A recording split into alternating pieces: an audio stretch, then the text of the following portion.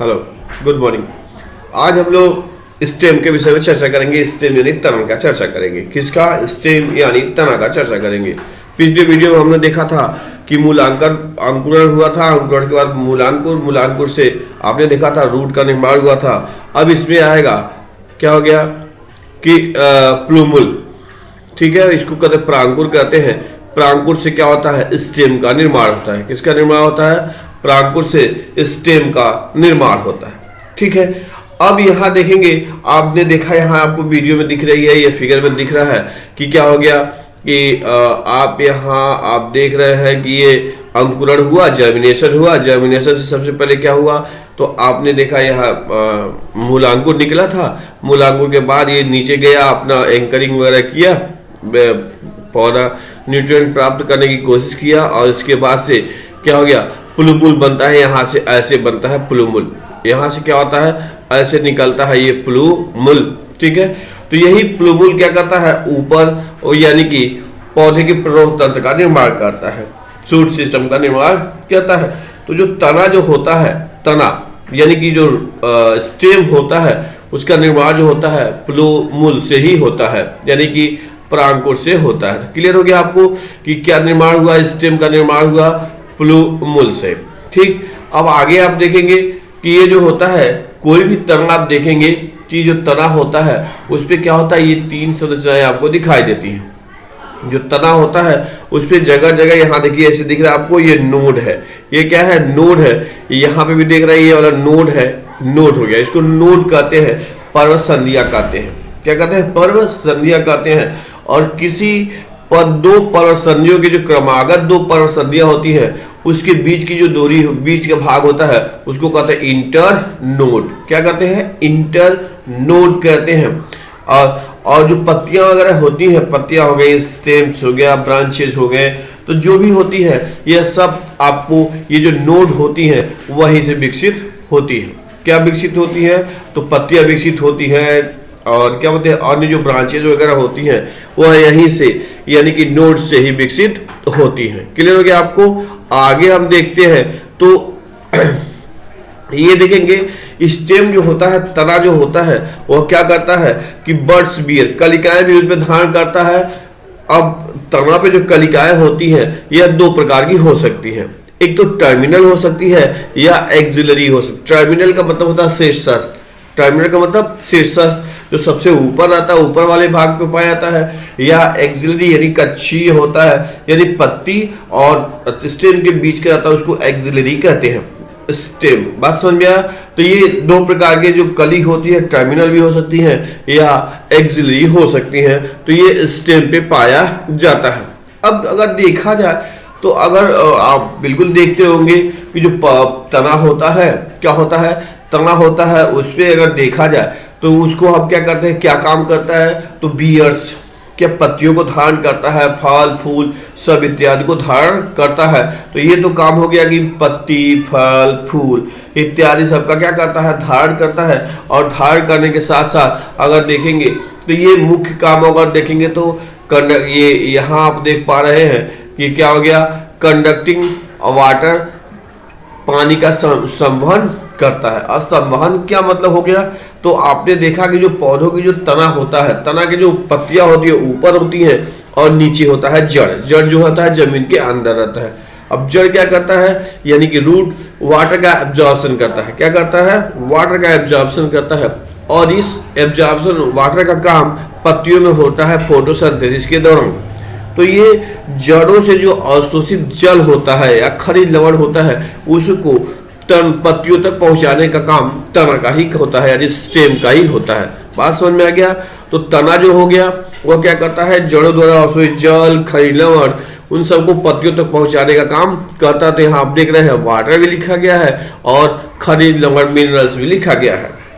साथ ही साथ आप देखते होंगे कि जो शाकीय पौधे होते हैं, कौन पौधे? शाकीय, हर्बेसियस पौधे, तो उनका जो प्लांट होता है वो ग्रीन होता है। प्लांट का जो स्टेम होता है वो क्या होता है? ग्रीन होता है। और जब ग्रीन होगा तो किसकी वजह से होगा? क्लोरोफिल के कारण। क्लोरोफिल किस में पाया जाता है? क्लोरोप्लास्ट में पाया जाता है। तो ये क्या होगा? क्लोरोफिल के कारण ग्रीन होंगे, हरे रंग के पाए जाते हैं। और आपने पढ़ा होगा कि जो क्लोरोप्लास्ट होता है उसमें फोटोसिंथेसिस यानी प्रकाश संश्लेषण की क्रिया होती है। तो जिस पौधे का तना क्या होता है, ग्रीन हर्बेशियस होता है, वह क्या करता है, वह फोटोसिंथेसिस का भी काम करता है। तो इस प्रकार से तना जो हो गया उसमें क्या होता है, जल का संवहन करता है, खनिज का संवहन करता है और फोटोसिंथेसिस यानी प्रकाश संश्लेषण में भी सहायता करता है या करता है। ठीक है, बाद में यही क्या होता है, मेच्योर होने पे और बड़े होने पे अन्य कलर में यानी कि डीप ब्लैक कलर का, डीप ब्राउन कलर का ऐसे वो कन्वर्ट हो जाता है। तो ये स्टेम क्लियर हो गया आपको। अब अगर देखेंगे कि कोई भी स्टेम होता है तो आपने देखा कि उसमें क्या होता है, नोड पाए जाएंगे, इंटरनोड पाए जाएंगे और उसमें कवर भी पाया जाता है, स्केल्स पाए जाते हैं।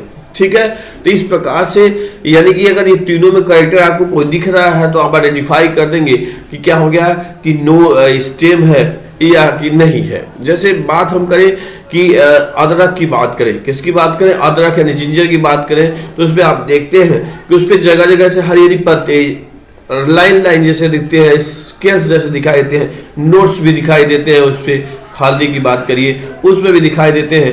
तो इस प्रकार से आप आइडेंटिफाई कर लेते हैं कि कौन रूट है और कौन स्टेम है। जैसे प्रश्न पूछता रहता है हल्दी है, टर्मरिक क्या है, तो आप बताएंगे क्या है, स्टेम है, जमीन में पाया जाता है। किसमें पाया जाता है, जमीन पर पाया जाता है। वही मूली की बात करें तो मूली आपको क्या है, मूली रूट है।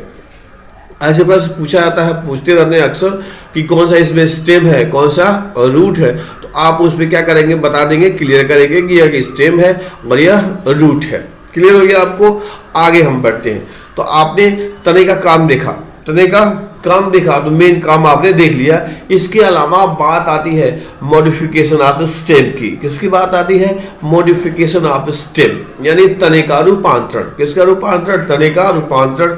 तो हम लोगों ने चर्चा किया कि जो तना होता है, तना का जो मुख्य काम होता है, उसके अलावा अन्य कार्यों के लिए भी वो रूपांतरित हो जाती हैं। यानी कुछ पौधे की जो तने होती हैं अपने मेन कार्य के अतिरिक्त कुछ अन्य कार्य भी करने लगती है या अन्य कार्यों के लिए अलग रूपों में परिवर्तित हो जाती हैं। तो अन्य कार्यों के लिए अलग रूपों में जो परिवर्तित होने की जो घटनाएं, क्रियाएं हैं, उसी को कहते हैं मॉडिफिकेशन ऑफ स्टेम। तने का रूपांतरण। किसका रूपांतरण, तने का रूपांतरण। तो क्लियर हो गया आपको। क्लियर कहे तने के रूपांतरण से क्या कर समझते हैं, तो कहेंगे कि क्या तना क्या करता है कि जब पौधे का जो तना अपने मूल कार्य के अन्य कार्यों में, अन्य कार्यों के लिए अन्य रूपों में परिवर्तित हो जाता है, तो इसी को तने का क्या कहते हैं, रूपांतरण कहते हैं। क्लियर हो गया। अब आगे आप देखेंगे, आगे यह देखिए कि जैसे यहां देखिए ये अंडरग्राउंड स्टेम है। क्या है ये, अंडरग्राउंड स्टेम।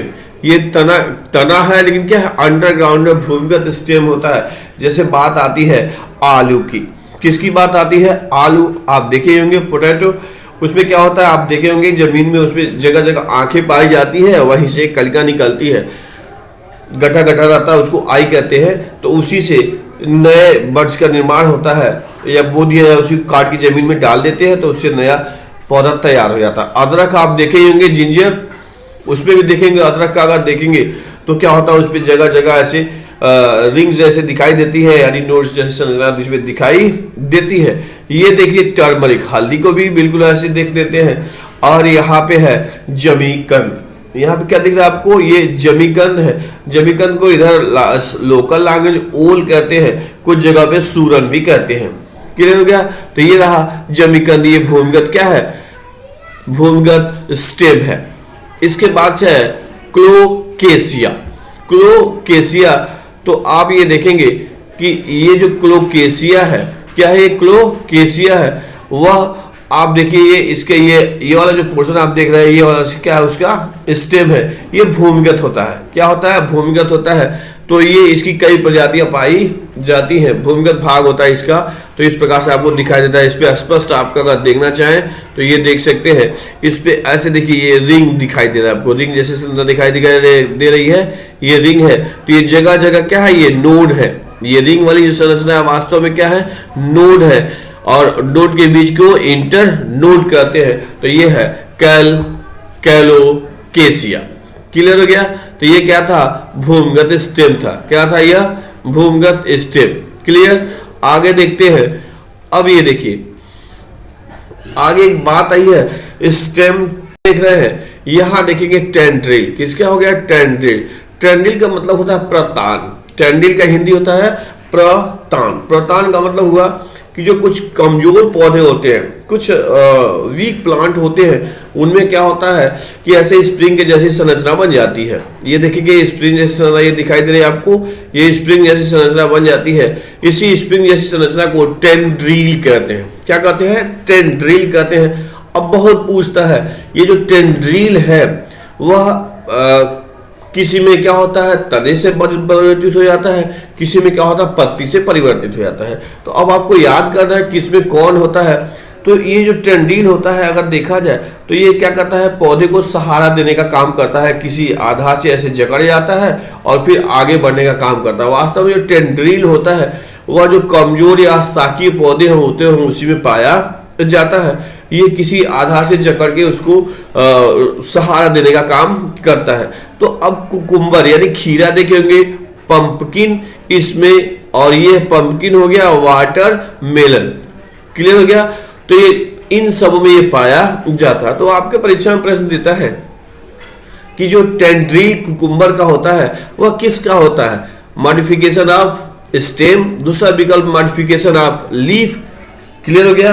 और तीसरा विकल्प होगा ए एंड बी। तो क्लियर आप करेंगे कि यह किसका मॉडिफिकेशन है? स्टेम का। किसका मॉडिफिकेशन है? स्टेम का, इसलिए इसको कहते हैं स्टेम टेंड्रिल कहते हैं। क्लियर हो गया? यही बात पंपकिन में पूछ सकता है, यही वाटर मेलन में पूछ सकता है, या ऐसे प्रश्न पूछता है स्टेम टेंड्रिल फाउंड इन, तो किस में पाया जाता है? आप सीधे इन तीनों का विकल्प में से कोई एक विकल्प दिया रहेगा, उसको आप सेलेक्ट करेंगे। तो याद करना बिल्कुल जरूरी है कि इसमें ये क्या होता है? इसका रूपांतरण होता है, मॉडिफिकेशन ऑफ स्टेम होता है टेंड्रिल के रूप में कमजोर पौधों में। आगे देखेंगे ये है थोर्न्स यानी कांटे जैसी संरचना पाई जाती है। थोर्न्स यानी कि कांटे जैसी संरचना पाई जाती है, तो ये भी रूपांतर है मॉडिफिकेशन का।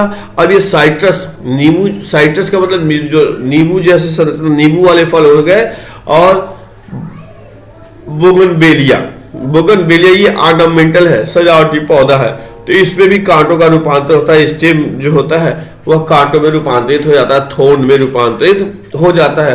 तो इसको कहेंगे modification of thorn stem in thorns. Clear हो गया? तो इस प्रकार से आप मॉडिफिकेशन ऑफ रूट को देख सकते हैं। आगे देखेंगे कि यहां आप देख रहे हैं, ये देखिए फ्लैट टेंड, कुछ चपटे जैसे हो जाते हैं, कुछ चपटे हैं। तो यहाँ जो रूपांतरण है वह क्या हो गया कि स्टेम का है। ये जो चपटा वाला, ये चपटा चपटा सदन दिखाई दे रहा है आपको, ये आकुंची यानी नागफनी है, तो ये किसका रूपांतरण है? स्टेम का रूपांतरण है। और जो पत्ती, जो कांटे जैसी संरचना है वो पत्ती हो जाती है, तो कांटे का रूपांतरण जो है वो पत्ती कांटे में परिवर्तित हो जाती है, और स्टेम जो होता है वो फ्लैट हो जाता है, चपटा हो जाता है। तो इसको कहते हैं अपुंसिया यानी नागफनी में ये पाया जाता है। क्लियर हो गया आपको? तो इस प्रकार से आप इसको देख सकते हैं, अपुंसिया में स्टेम फ्लैट हो जाता है, चपटा हो जाता है। क्लियर?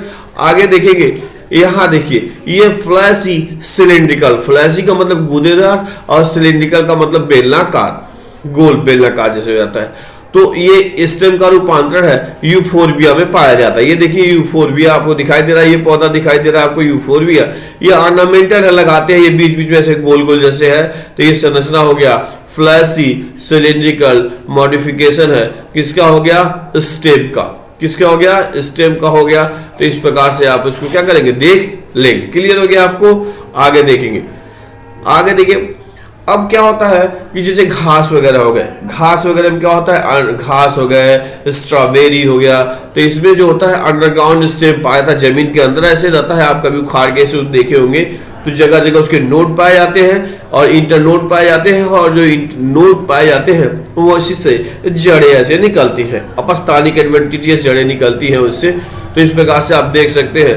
अब बनाना, पाइनएप्पल, क्राइसोजेंथीमम, क्राइजेंथमम, इसमें क्या होता लिखा गया देखिए, the lateral branches originated at the basal underground portion of main stem.